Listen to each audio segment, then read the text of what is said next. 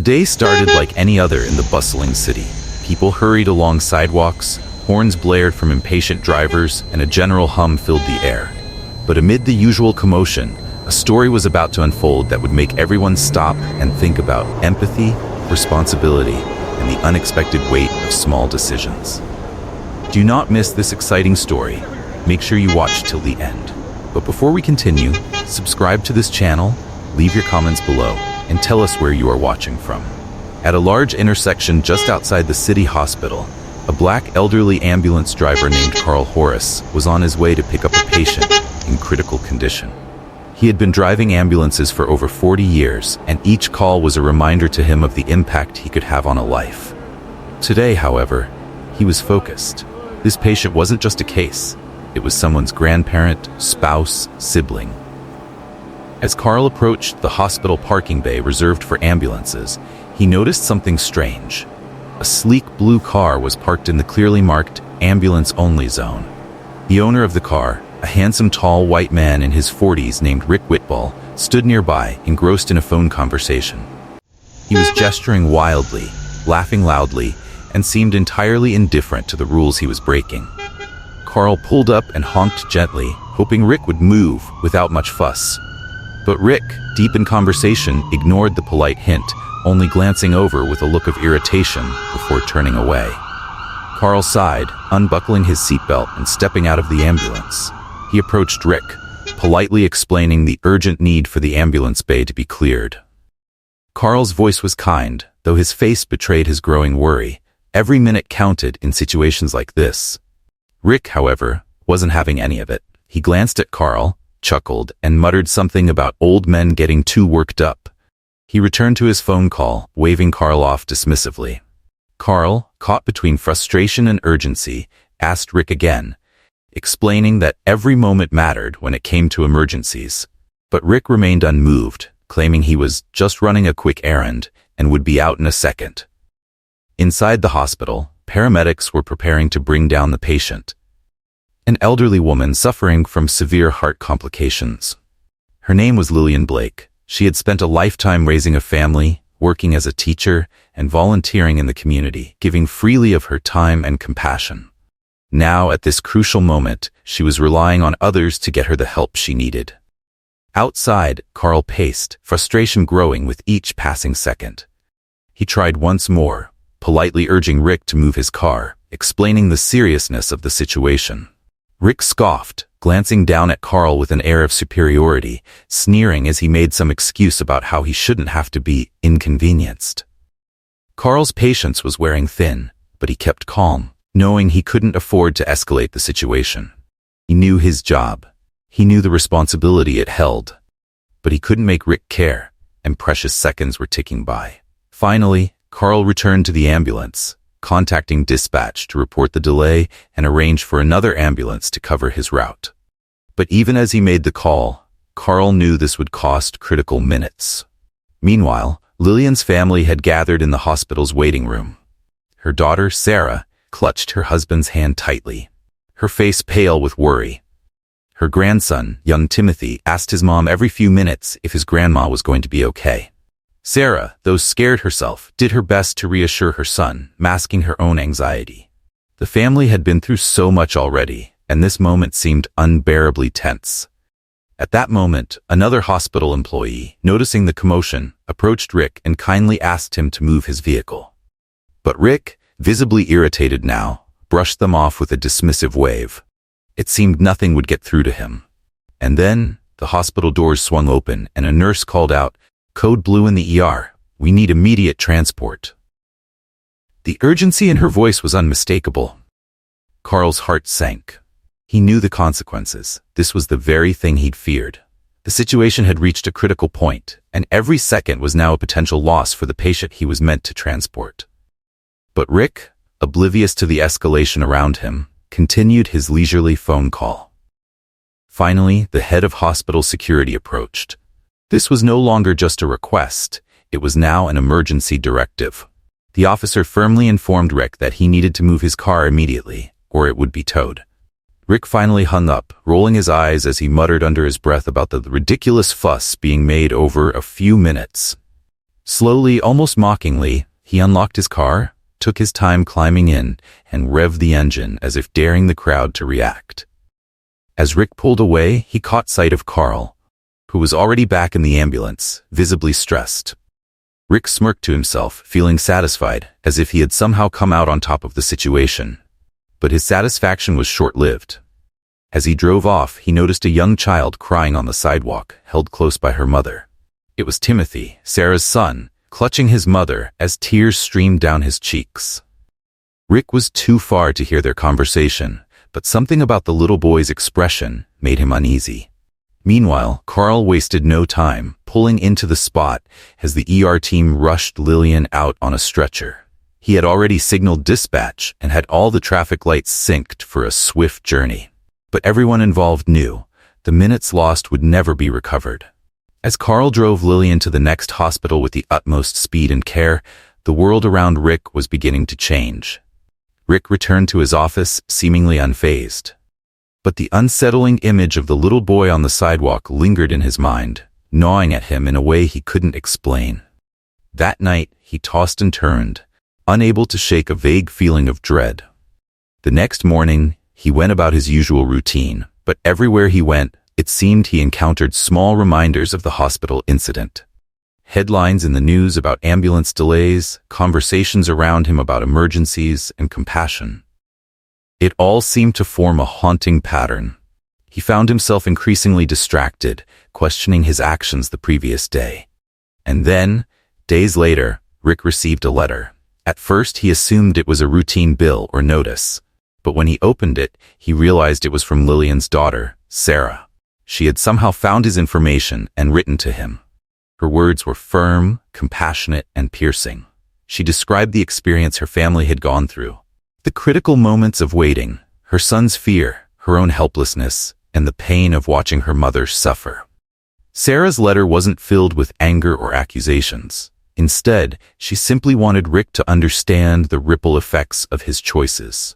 She spoke about how her mother, Lillian, had dedicated her life to helping others, how she'd taught her family about kindness and empathy, and how devastating it was to watch her suffer simply because someone felt entitled to disregard others. She ended the letter with a simple line. "Sometimes we're given moments to be heroes for others. I wish you'd chosen to be ours that day." Rick felt his hands tremble as he set the letter down. He had never felt such weight from mere words. In the quiet that followed, he was forced to confront the reality of his actions, to feel the impact of what his dismissiveness had cost another family. It was a moment that changed him, not with punishment or public shame, but with the quiet, searing truth that he could have made a difference and chose not to. From that day forward, Rick was different. He no longer brushed off people's needs or ignored rules meant to protect others. He found himself moving his car when needed, being more considerate in lines, and even volunteering at the hospital where he had once caused so much hurt. It was as though he had finally understood, in the clearest, most undeniable way, that small actions could echo in ways we could never imagine, for better or for worse. And Carl, still driving his ambulance day after day, never knew the full story of Rick's transformation. But he continued to do his job with the same dedication, knowing that each choice, each second, could mean the world to someone else. And, in a small but profound way, Rick's change of heart became a lasting tribute to the grace and kindness that Carl and Lillian had both embodied. Although Rick's transformation wasn't instant, and it certainly wasn't easy. For days after receiving Sarah's letter, he felt a deep, gnawing regret that followed him everywhere. He replayed the scene over and over in his mind. Carl's patience, the fear in the little boy's eyes, the way Sarah had held her son close. He realized he hadn't just blocked a parking space, he had blocked the path to someone's chance at life. One evening, while he sat alone at his desk, Rick felt compelled to do something more. He didn't want the story to end with just regret. He wanted to honor the experience somehow, to give back in a way that made sense. So, he reached out to the hospital and asked if there was any volunteer work he could take on, even if it was just running errands or helping visitors.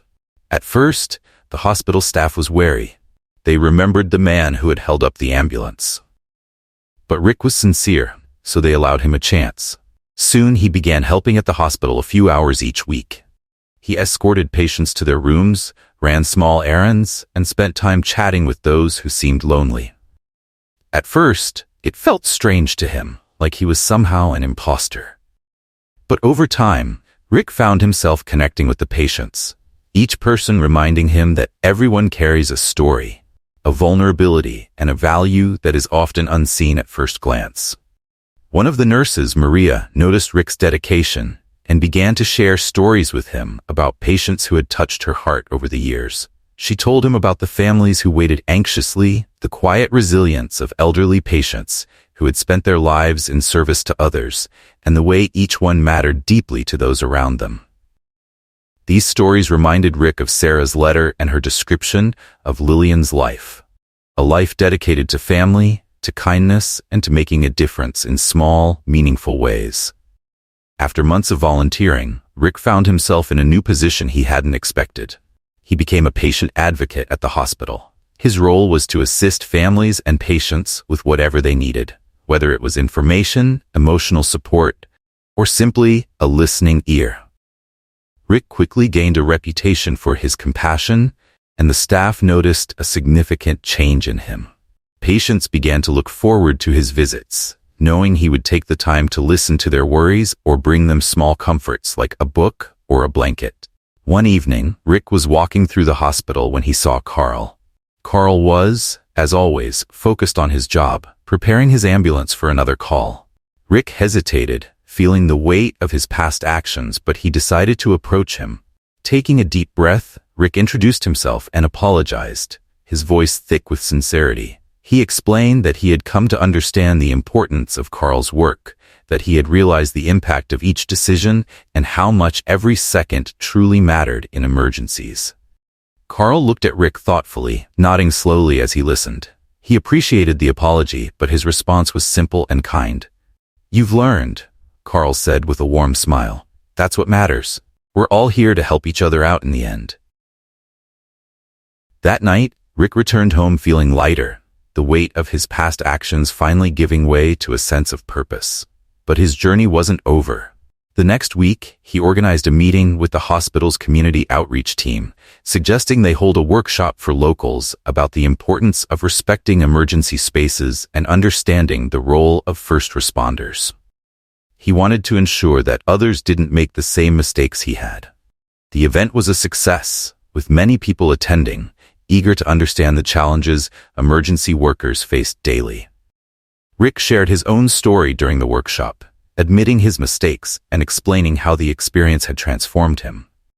He could see the impact his story was having on the audience as they listened intently, each face a mix of surprise, empathy, and understanding. By sharing his vulnerability, he was opening a door for others to grow in their own awareness. Among the attendees was Sarah, Lillian's daughter. She hadn't been aware of the full extent of Rick's transformation, and as she listened, she felt a surge of gratitude.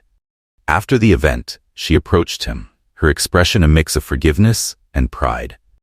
Rick thanked her for the letter that had changed his life, and they spoke about Lillian's legacy, a legacy that now lived on, not just through her family, but through Rick's commitment to kindness and service. In the months that followed, Rick continued his work, finding purpose in each interaction and helping others understand the importance of small, considerate actions. He realized that compassion wasn't just a trait, it was a choice, one that had to be made each day, in the big moments and the small ones. Through his journey, Rick not only became a better person, but he also became a symbol of growth and redemption for those around him. His story reminded the community that, even in a fast-paced world, slowing down to consider others could make all the difference. And each time Rick passed an ambulance bay, he would pause and remember Carl's words. "We're all here to help each other out in the end." With that thought, he found a quiet joy in knowing that his journey had come full circle. From a careless moment of entitlement to a life lived in service and empathy. Years passed, and Rick's commitment to the hospital grew. He eventually became one of the most beloved figures there, known for his warmth, wisdom, and humility. He saw countless families in times of crisis and witnessed the quiet strength of people facing unimaginable challenges. His role wasn't about heroics or grand gestures, but about being present, a steady and reliable comfort to those in need. One day, as Rick made his rounds, he noticed a young boy standing alone in the waiting room, his face filled with anxiety and fear. It was Timothy, Sarah's son, now a few years older, but still with the same bright eyes Rick remembered from that fateful day. Timothy had grown, his once chubby cheeks giving way to a more mature face, but Rick could sense that familiar vulnerability. Rick approached Timothy gently, sensing that he needed a friend more than anything in that moment. "Hey there, buddy, waiting for someone?" Rick asked softly, crouching down to Timothy's eye level. Timothy looked up, his eyes wide with surprise before they softened with relief. "Yeah, my grandma's in surgery," he said, his voice wavering just slightly. "Mom says she'll be okay, but it's taking a long time." Rick nodded, placing a comforting hand on Timothy's shoulder. "It's tough waiting, isn't it? But you know, sometimes the best thing we can do for the people we love is to be strong for them, even when it feels hard." They sat together, Rick telling Timothy light-hearted stories about the hospital, sharing laughs, and helping Timothy feel a little less alone. Over the next few hours, they bonded, with Rick offering Timothy his listening ear and the comforting presence he had once denied the boy's family years ago. As the doors to the surgical suite finally opened, Sarah walked out, visibly exhausted but with a hopeful smile. She saw Timothy sitting with Rick, her heart swelling with a strange mix of gratitude and peace. She understood how far Rick had come, and how deeply he had changed. She approached them, hugging Timothy before looking at Rick with tears in her eyes. "Thank you," she said, her voice barely above a whisper. Rick only nodded, understanding that sometimes words weren't needed to convey the most profound messages. He had been given a second chance, an opportunity to be the person he had once failed to be. He had transformed his guilt into kindness, and in doing so, had woven a new story of healing for himself and those he touched. A few years later, Carl retired, having spent a lifetime serving others with the utmost dedication and grace. Rick, who had formed a close friendship with Carl over the years, organized a surprise retirement celebration in Carl's honor. It was a joyful event, attended by hospital staff, patients, and friends who came to show their appreciation for Carl's years of service. During the celebration, Rick gave a speech, recounting how Carl had taught him invaluable lessons through his patience and example. He spoke with genuine admiration, crediting Carl for inspiring him to be better, to live with intention and kindness. His words resonated deeply with everyone in attendance, particularly with Carl, who felt honored and deeply moved. As the evening came to a close, Carl and Rick shared a quiet moment together, reflecting on the journey that had brought them to this point. Carl smiled, patting Rick on the back. "It's been a long road, hasn't it? But look at the good you've done." Rick nodded, his eyes filled with gratitude. "You showed me what it means to be selfless, Carl. I owe you more than you know." Carl shook his head, his smile kind and knowing. "You learned it yourself, Rick. I just reminded you." After Carl's retirement, Rick continued his work at the hospital, becoming a mentor to new volunteers and staff, teaching them the importance of compassion, responsibility, and respect. He became a quiet leader, his influence extending far beyond his role as an advocate. In each act of kindness, he honored Lillian, Sarah, Timothy, and the countless other families he had encountered. One day, years later, Rick noticed a young man in a hospital uniform helping an elderly patient into a wheelchair. The young man had a familiar, gentle demeanor, a presence that reminded Rick of Carl. It was Timothy, now grown and working as a nurse at the very hospital where his family had once waited anxiously for his grandmother.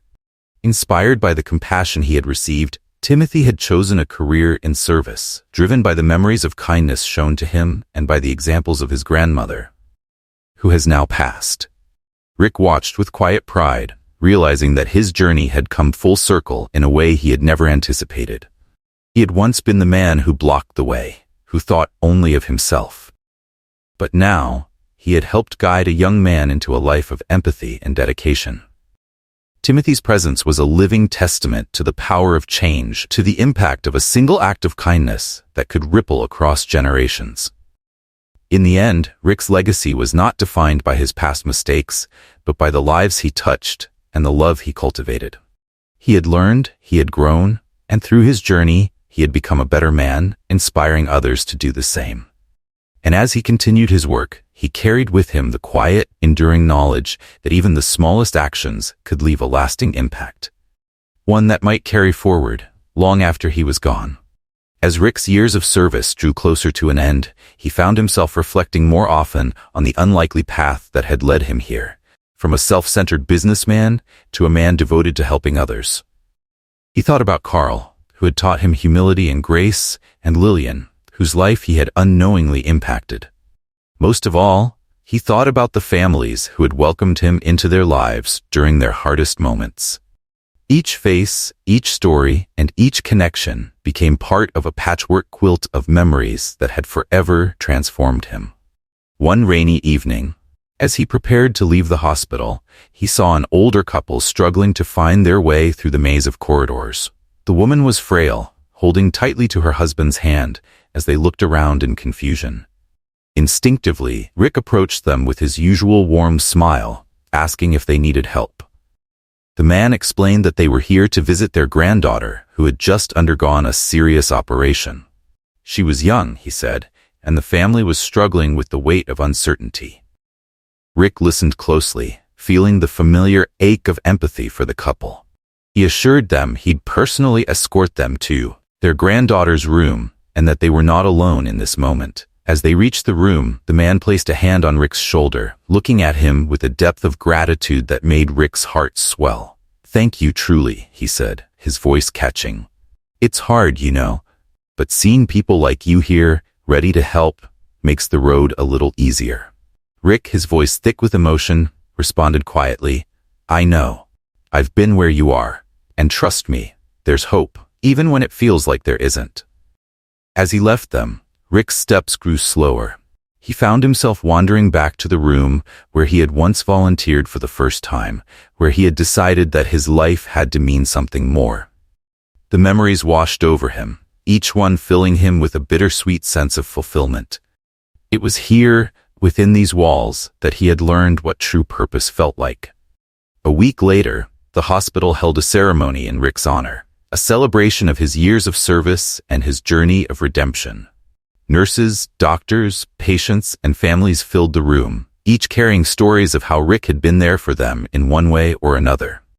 Timothy, now a young man and a respected nurse, stood up to give a speech. With tearful eyes, he spoke of Rick as a hero, not because he had saved lives in a grand way, but because he had touched hearts one at a time, day by day. When it was Rick's turn to speak, he stood in front of the crowd, humbled and overwhelmed by the love that filled the room. He took a deep breath, choosing his words carefully. "I'm here because of you," he began, his voice wavering, "because each one of you taught me the power of compassion and what it means to be part of something bigger than yourself." He shared with the room the story of how he'd once been the man who blocked the way, the one who had put himself before others. His words hung heavy in the air as he confessed his mistakes, his regrets, and the choices that had led him here. But then, with a gentle smile, he said, "I learned that life gives us chances to change, and if we take those chances, we might just become the people we were always meant to be." As the crowd rose to their feet in applause, Rick felt a quiet peace settle within him. He had come full circle, and his journey had touched lives in ways he could have never imagined. As he looked out over the faces of those he had come to love, he realized that his legacy would not be one of regret, but one of resilience, hope, and the power of kindness. In that moment, Rick knew that every step, every hardship, and every choice had led him here. And as he took a final bow, he felt the warmth of their love surrounding him, a reminder that he had indeed become the person he had once needed, not just for himself, but for everyone he had served. Always know that there is an act of kindness in everyone. Some persons might just need a push to bring it out. If you found this story meaningful and want to help us spread these key values, please subscribe to our channel so you will not miss the next motivating and inspirational story coming your way.